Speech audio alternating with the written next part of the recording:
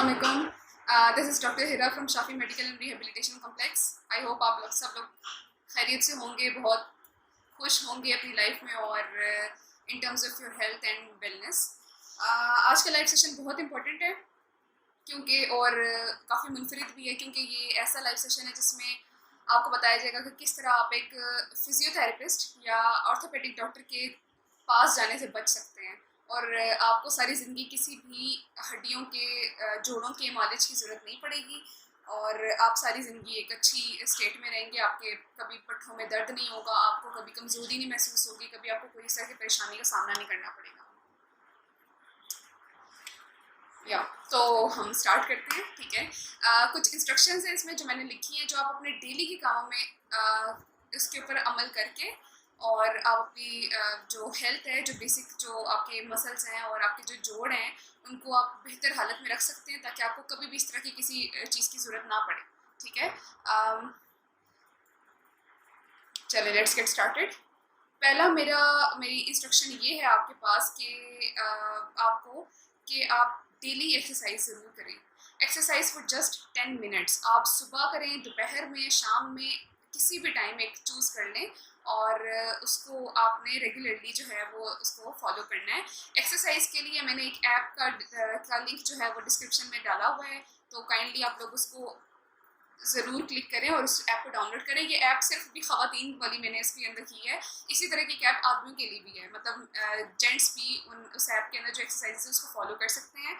और इसके अंदर बहुत मतलब पर्सनली मैं ये ऐप खुद भी यूज़ करती हूँ और अपने काफ़ी पेशेंट्स को मैंने ये सजेस्ट की है और वो इसको यूज़ कर रहे हैं और मतलब काफ़ी अच्छे रिजल्ट्स हैं। इसके अंदर जस्ट 4 to 5 मिनट्स का या मैक्सिमम 8 to 10 मिनट्स का वर्कआउट होता है और आपको जस्ट वो इंस्ट्रक्ट करेगा, आपको सारी एक्सरसाइज दिखाई जाएंगी क्या, और आप उसको फॉलो करते जाएंगे और वो डेली आपका शेड्यूल जो है वो बना रहेगा उसके अंदर, और आप जितनी कैलोरीज बर्न करेंगे वो भी आपको बताया जाएगा। उसके अंदर वाटर ट्रैकर है, वो भी आप उसके अंदर लगा सकते हैं। अगर आप ऑन करते हैं आपको बार बार वो वाटर का रिमाइंडर देगा। ओके, ये एक पहली इंस्ट्रक्शन मेरी ये थी कि आप डेली जो है वो 10 मिनट की एक्सरसाइज जो है वो लाजमी करें। 10 मिनट इनफ होते हैं। अगर आप यंग हैं तो आपके लिए तो बहुत अच्छा है। टीनेजर्स के लिए 5 to 8 मिनट्स भी बहुत होते हैं, मतलब उनको उसका डबल ही मिल रहा होता है। लेकिन जैसे जैसे आपकी एज ज़्यादा होती जाती है तो आपको ज़्यादा नीड होती है एक्सरसाइज की।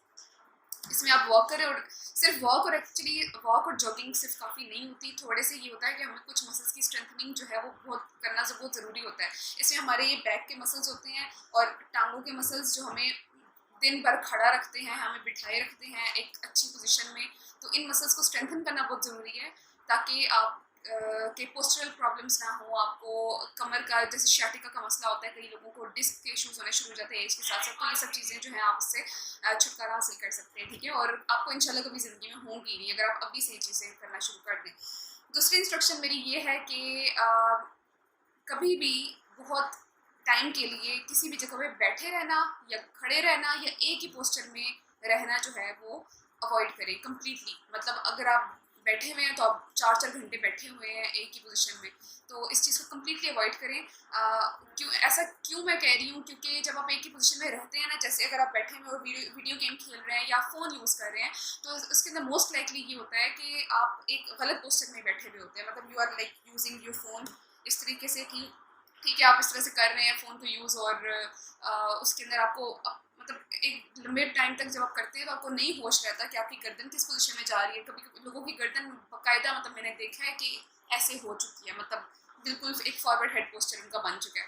तो कम्प्लीटली इस चीज़ को अवॉइड करें कि आप ज़्यादा देर तक बैठे ना, ठीक है। और थोड़ी थोड़ी देर बाद, आधे घंटे बाद, 45 मिनट्स के बाद उठें और अपना ऑफिस का काम भी जो करें उसको छोड़ के थोड़ी देर उठें, 5 मिनट के लिए थोड़ी सी स्ट्रेचिंग करें, अंगड़ाई लें, ठीक है। अंगड़ाई इज़ वेरी रिलीविंग और बहुत ज़्यादा कंफर्टिंग किस्म की एक्सरसाइज है। और इसके अलावा थोड़ी देर वॉक करें, अपने फीट को टैप करें ज़मीन के ऊपर, इस तरीके से फीट को टैप करना है, ठीक है। अपने हाथों को जो है इस तरीके से आप लोगों ने खोलना है, मुट्ठी को, और बंद करना है, ठीक है। कुछ गर्दन के स्ट्रेचेस करें इस तरीके से, ठीक है। थोड़ी थोड़ी देर बाद आपने ब्रेक लेनी है, गर्दन को स्ट्रेच करें तो you will feel a lot better, okay. Next है हमारे पास, जब भी बैठें तो हेल्दी पोस्चर में बैठें। हेल्दी पोस्चर का मतलब ये है, मतलब you can understand it so easily.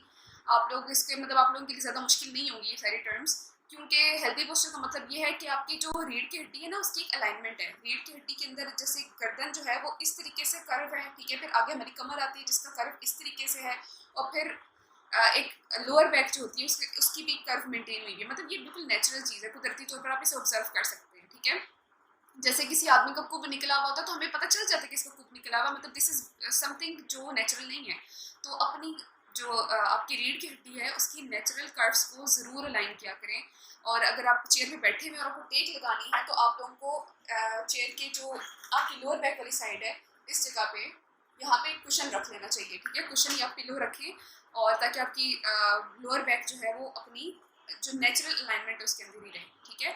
और गर्दन को बहुत आगे तक झुका के काम करना और काफ़ी देर तक इस तरीके से काम करना, ठीक है, ये बिल्कुल भी हेल्दी नहीं है and you must avoid it, ठीक है। अपनी जितनी हद तक हो सके खड़े हुए हैं तो ढीले होकर ना खड़े हो, अपनी अपनी कमर को इरेक्ट रखें, बिल्कुल सीधी और स्ट्रेट, ठीक है। आर्मी वालों को आप लोगों ने देखा होगा, वो बहुत ज़्यादा चीज़ प्रैक्टिस करते हैं, ठीक है। ये होगी मेरी तीसरी इंस्ट्रक्शन, ठीक है। पहली इंस्ट्रक्शन क्या थी, 10 minutes of exercise every day, ठीक है, या ऑलमोस्ट 5 टाइम्स अ वीक, ठीक है, 5 दफ़ा एक वीक में ज़रूरी है। दूसरी मेरी ये थी कि आप लोगों ने काफ़ी देर तक खड़े होना और बैठना नहीं है। तीसरी इंस्ट्रक्शन ये थी कि हेल्दी पोस्चर्स को मेंटेन करना है, हेल्दी और नेचुरल अलाइनमेंट में रहना है आपको।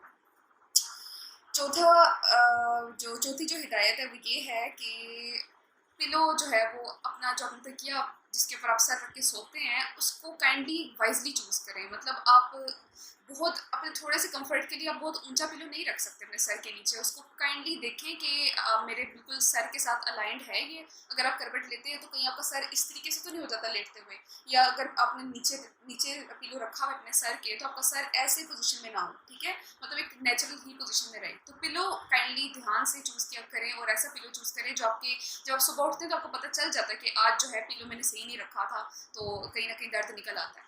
तो इस चीज़ का ज़रूर ध्यान रखा करें, ठीक है। चौथी मेरी इंस्ट्रक्शन थी पिलो के हवाले से, ठीक है। पिलो को अपना ज़रूर देखें कि आपका पिलो कहीं बहुत नरम तो नहीं है, कहीं बहुत सख्त नहीं है, कहीं बहुत हाइटेड नहीं है और कहीं बहुत छोटा नहीं है, ठीक है। ये सारी चीज़ें आपने देखनी है। इसके अलावा जो है अपना मैट्रेस, जिस गद्दे पे आप सोते हैं, जिस बेड पे सोते हैं, कई लोग नीचे सोते हैं, that is well and good. मतलब अगर आप यंग हैं और आप नीचे, या फिर एक छोटा सा एक मैट्रेस होता है ना, स्प्रिंग मैट्रेस हो गया, या दूसरा फोम का एक होता है गद्दा। गद्दा मतलब लाइक उसके अंदर वो रुई वाला होता है, ठीक है, वो थोड़ा पतला होता है और वो आप ज़मीन पे कई लोग बिछाते हैं वो सोते हैं, वो बिल्कुल मतलब ठीक है आपके लिए अगर आप यंग हैं और आपको कोई प्रॉब्लम नहीं है, डिजीज़ फ्री हैं आप। लेकिन अगर आप 40 से ऊपर हैं या 35 साल के ऊपर मतलब एज को क्रॉस कर चुके हैं तो आपको एक फर्म मैट्रेस ज़रूर लेना चाहिए। फर्म मैट्रेस का मतलब है ऐसा गद्दा जो ना बहुत नरम हो ना बहुत सख्त हो, बिल्कुल इसके दरमियान में। आजकल बहुत ज़्यादा ऐसे मेडिकेटेड किस्म के मैट्रेसेस मिल रहे हैं, काइंडली वो बाय करें और उसी को इस्तेमाल करें, क्योंकि जब आप बहुत नरम गद्दे पे सोते हैं तो आपकी जो रीढ़ की हड्डी की एक नेचुरल अलाइनमेंट है वो ख़राब होती है, ठीक है। आप उसके अंदर बिल्कुल एक धंस जाते हो उसके अंदर, और इवन कि उसके ऊपर से उठना भी मुश्किल होता है आपके लिए।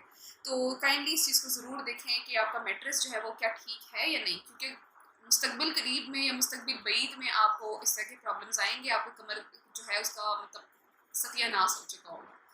अच्छा, नेक्स्ट है अपने पास एक हीटिंग पैड ज़रूर रखा करें। Heating pad physical therapist use करते हैं मसल्स को रिलैक्स करने के लिए। घर के अंदर एक अदद हीटिंग पैड हो तो बहुत अच्छा है, अगर नहीं है तो ऐसे तरीके जिसके थ्रू आप अपने अगर आपको कभी पेन हो, जैसे आप सुबह उठते हैं और आपको पता चलता है कि आज आपकी गर्दन जो है वो मूव नहीं कर रही सही तरीके से, और आपको जब यूँ करते हैं तो आपको पेन शुरू हो जाती है यहाँ पे या यहाँ पे, और आप रोटेट नहीं कर पा रहे गर्दन को, तो काइंडली ऐसे सिचुएशंस के लिए अपने घर में एक अदद हीटिंग पैड ज़रूर रखा करें, जो आप उसी वक्त आप यूज़ करेंगे। 15 मिनट्स आपने वो यूज़ करना है और थोड़ी सी स्ट्रेचिंग करनी है तो you will feel better and you don't need to visit a clinic for that. तो मैं आपको दिखा भी देती हूँ, एक हीटिंग पैड है जो मैं अपने पेशेंट्स के लिए यूज़ करती हूँ। ये कंपनी है एस्ट्रामेड, और ये भी इसका जो बॉक्स है वो इसके बगैर है ये, ठीक है। This is an electric heating pad, और ये बहुत इजीली जो है इसके अंदर आप सेट कर सकते हैं। जो भी आपने हीट की जो इंटेंसिटी रखनी है वो आप इसके ऊपर सेट कर सकते हो, 1 2 3, ठीक है, यहाँ पे लेवल्स लिखे हुए हैं, ठीक है, ये आप यूज़ कर सकते हो। और मतलब बहुत ही कोजी किस्म का है, और जब आप रखते हो तो बहुत अच्छा फील होता है आपको, और it does relax your muscles, okay. अच्छा, इसके अलावा जो जूता आप पहनते हैं जिसे हम फुटवेयर कहते हैं, शूज़ कह लें आप लोग, जो भी आप चीज़ पाँव में पहनते हैं और वो बेचारी चीज़ आपको पूरा दिन चलाती है और आपको दौड़ाती है, हर चीज़ करती है, उसका ज़रूर ख्याल रखा करें कि वो एक अच्छी कंडीशन में है या नहीं। काइंडली कोशिश करें कि मोटे सोल वाला जूता ज़रूर पहने। अगर आपका ज़्यादा टाइम जो है दिन का ज़्यादा वक्त चलने में गुजरता है और आपको काफ़ी ज़्यादा ट्रैवल करना होता है या आपको चल के जाना होता है, तो एक अच्छा जूता ज़रूर पहने। स्नीकर्स और जो जॉगर्स होते हैं वो इस लिहाज से बहुत ज़बरदस्त होते हैं, आपके पाँव को बिल्कुल फिट रखते हैं। कई लोग फैशन के चक्कर में हील्स पहनना, और कई ख़वातीन इस तरह करती हैं कि हील्स वगैरह पहनती हैं बहुत ज़्यादा और ऐसी जूतियाँ पहनती हैं जिनसे उनका जो पंजा होता है ना पाँव का, मतलब एक जो टोज होते हैं वो भी ऐसे हुए होते हैं बिल्कुल, मतलब आप बम्स पहन रहे हो, या और अगर हील पहनेंगी तो उससे उनकी कमर पे बहुत स्ट्रेस आता है। तो काइंडली इस चीज़ को देखें, थोड़ा सा फैशन को साइड पे करके बहुत खूबसूरत से जॉगर्स या स्नीकर्स पहन लें, वो भी अच्छे लगेंगे आपके ऊपर। अच्छा,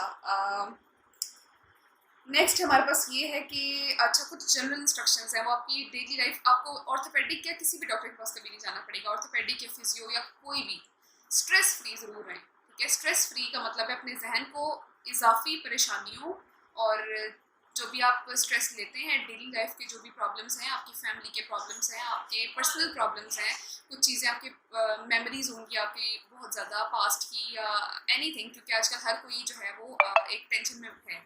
तो काइंडली उसको ज़रूर देखें, उसके हल के लिए सही बंदे से मशवरा ज़रूर करें और उन प्रॉब्लम्स को सॉल्व करें, बजाय इसके कि आप उसके ऊपर रहें और उसी जगह पे एक ही दीवार पे सर टकराते रहें और स्ट्रेस स्ट्रेस स्ट्रेस हर चीज़, मतलब हर वक्त बस यही एक आपका काम हो और हर वक्त आपके जहन एक उलझन और परेशानी में मुब्तला हो, तो ये आपके जिस्म के लिए इंतहाई इंतहाई ज़हर कातिल है आपके लिए।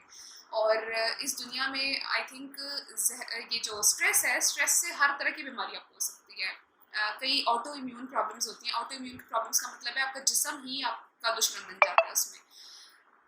ऐसी तमाम जो आपके स्ट्रेसेस हैं, जो परेशानियाँ हैं, उनको थोड़ा सा हल करने की तरफ आएँ, उनको बजाय लेके बैठने के और उनको उनके ऊपर बार बार उसी साइकिल में आप घूम रहे हैं, वो उसके बजाय आप कोशिश करें कि उसके बस सोल्यूशन की तरफ जाएं। ठीक है, जब आप सोल्यूशन ओरिएंटेड हो जाते हैं तो आपकी प्रॉब्लम्स काफ़ी हद तक ख़त्म हो जाती है और इवन आपकी सेहत बहुत बेहतर हो जाती है। ठीक है, तो मेडिटेशन ज़रूर करें। मेडिटेशन का मतलब मुराकबा जैसे उर्दू में कहा जाता है, मेडिटेशन जिसमें आप थोड़ा सा डीप ब्रीदिंग वाली एक्सरसाइजेस करें, गहरे सांस लें ज़रूर, दिन में 2-3 दफ़ा ज़रूर गहरे सांस लेने की मशक करें। ठीक है, तो आप काफ़ी हद तक इससे ओवरकम कर जाएंगे इस चीज़ से। ठीक है, अगर आपको लगता है कि आपको कोई स्ट्रेस ऐसा है जिसका आप मुकाबला नहीं कर सकते और आप खुद इससे नहीं निकल पाएंगे, तो एक माहिर नफ्सियात जिसे हम साइकोलॉजिस्ट कहते हैं उसके पास एक चक्कर ज़रूर लगा लें और हेल्प लें, और ऐसे लोगों से हेल्प लें जो आपको बजाय आपको उस चीज़ का ताना देने के और आपको बजाय ये कहने के कि भाई तुम अभी ये वाला दुरूद पढ़ो और तुम ये वाला वजीफ़ा कर लो, ऐसी चीज़ों से, मतलब एक रियलिस्टिक किस्म की अप्रोच से वो आपकी परेशानियों का हल ढूंढ लें। ठीक है, तो ये बहुत ज़रूरी है। स्ट्रेस जो है वो किलर है। मैं बार बार रिपीट कर रही हूँ इस चीज़ से क्योंकि मेरा एक्सपीरियंस जितना हुआ है अभी तक और जितनी पेशेंट्स को मैंने ट्रीट किया उनके अंदर सबसे ज़्यादा जो कॉमन चीज़ मुझे नज़र आई है वो था उनका स्ट्रेस, जो उनको घर के कामों का स्ट्रेस है, उनको बच्चों का स्ट्रेस है, अगर बच्चे बड़े हो गए हैं तो उनकी शादियों का स्ट्रेस ले रही हैं औरतें, और इस तरह की बहुत ज़्यादा ये चीज़ जो है कॉमन हो चुकी है। हर बंदा आजकल स्ट्रेस में है, तो काइंडली काइंडली काइंडली अपने ऊपर ये एहसान ज़रूर करें कि स्ट्रेस से अपने दिमाग को दूर रखें। अच्छा, नेक्स्ट जो चीज़ है उसमें है ड्रिंक प्लेंटी ऑफ वाटर। पानी जो है उसका इस्तेमाल सही तरीके से करें और आप दिन में 8 से 10 ग्लास पानी डेली जो है वो बहुत ज़रूरी है आपके मसल्स को अच्छी कंडीशन में रखने के लिए, जॉइंट्स को भी अच्छी कंडीशन में रखने के लिए। ठीक है, इसके अलावा जब आप हाइड्रेटेड रहते हैं तो आपका दिमाग एक अच्छे लेवल पे काम करता है, आपका डाइजेस्टिव सिस्टम जो निज़ाम है, ठीक है, हजम करने का और खाना वाले जो मतलब आपका स्टमक है, आपका पेट है, वो अच्छी हालत में रहता है, आपकी किडनीज अच्छा फंक्शन करती हैं, तो you will not get any problem related to your musculoskeletal system either. ठीक है, तो काइंडली अपना वाटर इंटेक बेहतर रखें और फूड इंटेक में आपने प्रोटीन का खास ख्याल रखना है। ठीक है, अगर आपको कोई ऐसी बीमारी नहीं है जिसमें आपको प्रोटीन लेने से नुकसान हो रहा है, जिगर का कोई मसला नहीं है, किडनी का कोई इशू नहीं है, तो आप काइंडली प्रोटीन का इंटेक बेहतर कर रखें अपने। प्रोटीन में आपके पास दालें आती हैं, गोश्त है, इसके अलावा प्रोटीन पाउडर्स मिलते हैं बहुत अच्छे और फ्लेवर्ड होते हैं, वो आप इस्तेमाल करें। अगर आपको दूध नहीं चलता उसके अंदर मिक्स करके वो पी लें। ठीक है, प्रोटीन पाउडर या कोई फ्लेवर्ड मिल्क आप पी सकते हैं। प्रोटीन का इंटेक काइंडली बहुत ज़्यादा मोनिटर करें अपना, क्योंकि ये भी अब एक्सपीरियंस की बात है कि कई लोगों का प्रोटीन इंटेक बेहतर नहीं होता, जिसकी वजह से उनके मसल्स जो हैं वो अगर कोई स्ट्रेस पहली बात है ले ही नहीं सकते, और अगर स्ट्रेस ले लें तो वो रिकवर नहीं कर सकते उस चीज़ से, ठीक है। जैसे हैवी फर्नीचर्स को ड्रैग करना, आपने कोई भारी चीज़ उठा ली है, उसके बाद उनके मसल्स जो है बिल्कुल ही एक कंडीशन में चले जाते हैं, एक्यूट पेन और इस तरह की चीज़ें उनको स्टार्ट हो जाती हैं। तो काइंडली अपने पहली बात आपको मसल इतना जानदार होना चाहिए कि वो स्ट्रेसेस को बर्दाश्त कर सके, और अगर स्ट्रेस आ ही गया तो उसको रिकवर कर सके, ठीक है। इतना अपना प्रोटीन इंटेक रखें, ठीक है। नेक्स्ट चीज़ है हमारे पास लास्ट जो मेरी इंस्ट्रक्शन है इस हवाले से, वो ये है कि जब भी आपको सटल प्रॉब्लम भी हो, कोई सटल का मतलब मिनिमम, मतलब छोटी सी भी कोई इशू होता, छोटा सा भी आपको कोई लगता है कि हाँ मेरी कमर में अब दर्द शुरू हो रहा है, या मुझे नी प्रॉब्लम आ रही है, मेरे घुटने में दर्द है चलते हुए, तो काइंडली दवाइयों पे रहने के बजाय पहले एक फिजियो से रब्ता किया करें, क्योंकि फिजियो आपको दवाई के बजाय ना एक अच्छा तरीका बताएगा, एक्सरसाइजेस बताएगा, जिसके थ्रू आपको वो प्रॉब्लम बढ़ेगी ही नहीं, ठीक है। काइंडली बजाय इसके कि पहले आप पेनाडोल या इसी तरह ओवर द काउंटर इन्फ्लेमेटरी वो एनसेड्स वगैरह लेना जैसे, और इस तरह की दवाइयाँ लेना, कई लोग इंजेक्शंस लगवा लेते हैं जो बहुत ज़्यादा डेंजरस हैं उनके लिए, कुछ टाइम तक उनका पेन सही रहता है, फिर दोबारा वही साइकिल शुरू हो जाता है, और जो तबाही हो रही होती है कमर के अंदर वो बहुत ज़्यादा हो चुकी होती है, और फिर जब आप फिजियो के पास आते हो तो वो मसला काफ़ी ज़्यादा हो चुका होता है, और वो फिजियो फिर आपको काफ़ी ज़्यादा टाइम लेता है आपको ठीक करने में। तो अगर आप पहले ही टाइम में फिजियो के पास डायरेक्ट आ जाएं तो इट वुड बी मतलब बहुत अच्छा हो जाएगा, आप कंप्लीटली क्योर भी कर सकते हैं, मतलब आपको बिल्कुल ठीक हो जाएंगे उस प्रॉब्लम से। ये अगर आप इंतज़ार करते हैं कि आपकी प्रॉब्लम, पहले आप दवाइयाँ खाएं, इंजेक्शंस लगवाएं और फिर आप फिजियो के पास आएँ, तो आपकी प्रॉब्लम बहुत ज़्यादा हो चुकी होती है, उसके बाद आपको मेंटेनेंस की ज़रूरत पड़ती है, आपकी प्रॉब्लम हमेशा के लिए ठीक नहीं हो सकती, ठीक है। तो आई होप आप लोगों को मेरी बातें आप लोगों की समझ में आई होंगी, और ये सेशन आपके लिए मुफीद रहेगा। काइंडली इन इंस्ट्रक्शंस पर को फॉलो करें और अपना बहुत ख्याल रखें। ऐप का लिंक मैंने डिस्क्रिप्शन में दे दिया है, तो उसको डाउनलोड कीजिएगा। अपने घर में ख़वातीन का ख़ास ख्याल रखें, बिकॉज वो घर के काम कर करके तो वो समझती है, शायद हम लोग की परसेप्शन ये भी है कि जो ख़वातीन हम लोग घर के काम कर रहे होते हैं तो हम कहते हैं कि ये वर्जिश है, ऐसा कुछ भी नहीं है। वर्जिश वर्जिश होती है और वो अलग से ही करनी पड़ती है। आप ऐसा नहीं कर सकते कि आप घर के काम भी करें और आप समझें कि ये वर्जिश हो रही है मेरी, ऐसा नहीं होता। घर के काम होते हैं, वो आपको थका देते हैं। वर्जिश आपको थकाती नहीं है, वो आपकी सेहत को इम्प्रूव करती है। घर के काम आपकी सेहत को इम्प्रूव नहीं करते, ठीक है, वो काम होते हैं, और आई थिंक उसका बहुत ज़्यादा स्ट्रेस हम ले रहे होते हैं, तो वो आपकी सेहत को ख़राब करते हैं मज़ीद। वर्जिश का टाइम अपने लिए ज़रूर निकालें, वरना आपको डॉक्टर के लिए टाइम निकालना पड़ेगा, और डॉक्टर के फिर एक जो चार्जेस होते हैं वो भी आपको साथ में उसको पे करने पड़ेंगे, और आपके लिए ज़्यादा नुकसानदेह हो जाएगी ये चीज़। तो बेहतर है थोड़ा सा टाइम अपने आप को दें ताकि आपको डॉक्टर की ज़रूरत ही ना पड़े कभी भी, ओके। तो इख्तिताम करते हैं सेशन का। अपना बहुत सारा ख्याल रखिएगा। इंशाल्लाह कुछ फिर मुलाकात होगी नेक्स्ट वीक, और बहुत सारी दुआओं के साथ। अस्सलाम वालेकुम।